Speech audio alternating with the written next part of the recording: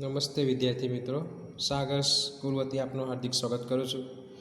ધોરણ 8ની અંદર આપણે ગયા વિડીયોમાં વ્યાકરણ શીખી ગયા, પ્રકરણ 1 પણ આપણું પૂરું થયું। તો આજે પ્રકરણ 2 ઈદગાહ, કયું શીર્ષક છે?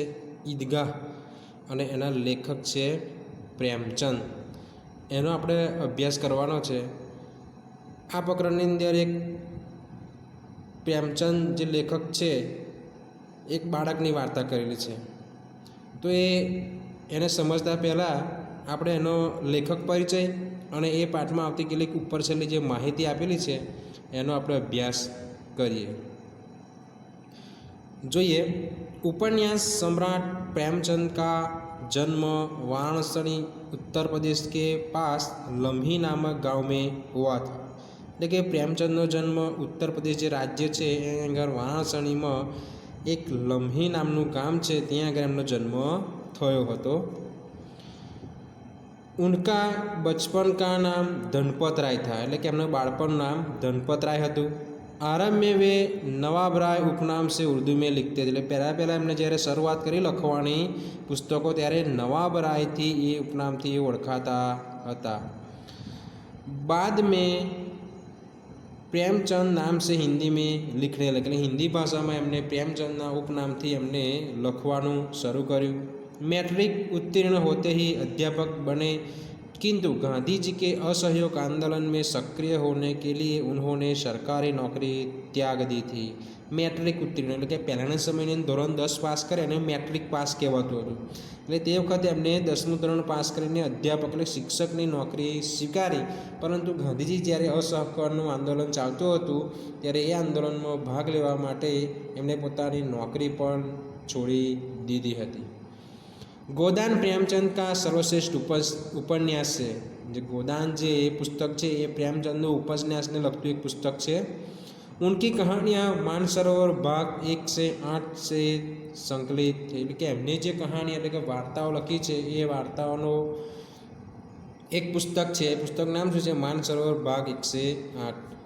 साहित्य में प्रगतिवाद चेतना को उजागर करने के लिए जागरण तथा हंस पत्रिकाओं का संपादन किया था। એટલે કે હિન્દી સાહિત્યને ઉજાગર કરવા માટે એમણે જાગરણ અને હંસ નામની 2 પત્રિકાઓનું સંપાદન પણ તેમણે કરેલું છે।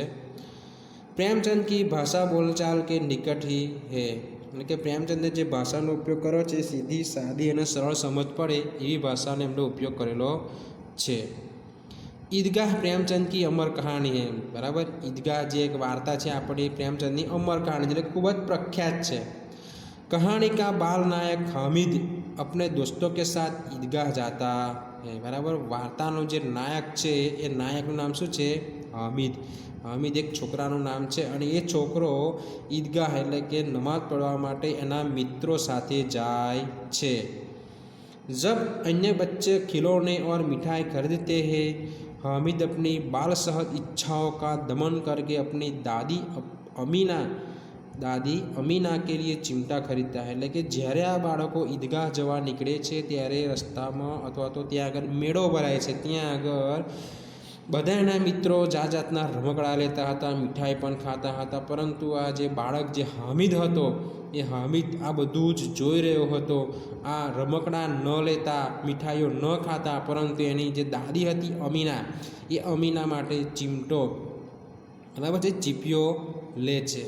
इसमें दादी के प्रति प्रेम तथा उपयोगी चीज खरीदने की विवेकपूर्ण बुद्धिमत्ता प्रकट होती। એટલે કે આ વાર્તામાં દાદી પ્રત્યેનો આ હામિદનો પ્રેમ કેવો છે એ આપણને સમજાવવામાં આવ્યું છે। पाठकगण बालक हामिद के त्याग, सद्भाव और विवेक को देखकर भाव विभोर हो जाते हैं। એટલે કે આ વાર્તાનો અભ્યાસ કર્યા પછી પણ હામિદનું પાત્ર લેખન એટલું સરસ મજાનું છે કે એના પાત્ર દ્વારા આપણે ભાવ વિભોર થઈ જાય, એટલું સુંદર મજાનું આ હામિદનું પાત્ર આપેલું છે। જોઈએ આપણે આગળ વધુ। रमज़ान के पूरे 30 रोज़ों के बाद आज ईद आई है। बराबर, मुस्लिम समाजની વાત છે તો અહીંયા આગળ રમઝાન મહિનો આવે તો રમઝાન મહિનો હવે 30 દિવસ પૂરા થઈ ગયા છે અને આજે ઈદ છે। कितना मनोहर, कितना सुहावना प्रभात है। એટલે કે સુંદર મજાનું આ સવાર છે। કેમ? કારણ કે આજે ઈદ થઈ છે એટલા માટે બધા ખુશ થઈ ગયા છે। आज का सूर्य देखो कितना प्यारा कितना शीतल है, એટલે કે આજનો સૂર્ય તો તમે જો કેટલો બધો પ્યારો છે, વહાલો છે અને એ પણ શીતળ છે। માનો સંસાર કો ઈદ કી બધાઈ દે રહા હૈ, એટલે કે સૂર્ય પોતાના કિરણો દ્વારા એ ઈદનો દિવસ છે એને વધાઈ આપી રહ્યો હોય એવું લાગવા જઈ રહ્યું છે। ગાંવ મેં કિતની ચહલ પહલ હૈ, ઈદગાહ જાને કે તૈયારીઓ હો રહી, એટલે ગામમાં બધા ઈદગાહ જવા માટે તૈયાર થઈ રહ્યા છે, આજુબાજુ ફરી રહ્યા છે અને જાત જાતની તૈયારીઓ કરી રહ્યા છે। કિસી કે કુર્તે મેં બટન નહીં હે, એટલે કે પહેરવા માટેનો જે કુર્તો છે તો કેટલાક છોકરાઓ પાસે કુર્તામાં બટન પણ નથી। પડોશ કે ઘર મેં સુઈ ધાગા લઈને દોડ જા રહા હે, એટલે કે બટન નાખવા માટે કુર્તામાં બટન નાખવા માટે આજુબાજુથી પડોશમાંથી સોય દોરો લેવા દોડી રહ્યા છે।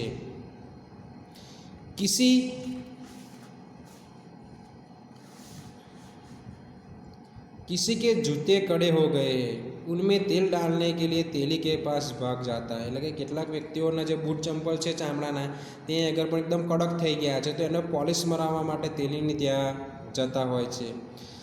જલ્દી જલ્દી બેલો કો સાની પાણી દે દે, એટલે કે જલ્દી જલ્દી વહેલા જે ઢોર પાણી છે બળદો એમને ખાવા પીવાનું આપી દેવામાં આવે છે। ईदगाह से लौटते लौटते दोपहर हो जाएगी, એટલે કે ઈદગાહથી પાછા ફરતા સમયે લગભગ બપોર થઈ જશે એવું લાગી રહ્યું છે। 3 कोस का पैदल रास्ता, બરાબર રસ્તો જે છે એ 3 કોસનો છે। फिर 3 कोस એટલે કે અંતર જેને કહેવાય, બરાબર હિન્દીમાં જે આપણે કિલોમીટર કહેતા હોય છે એક જાતનું અંતર છે કોસ।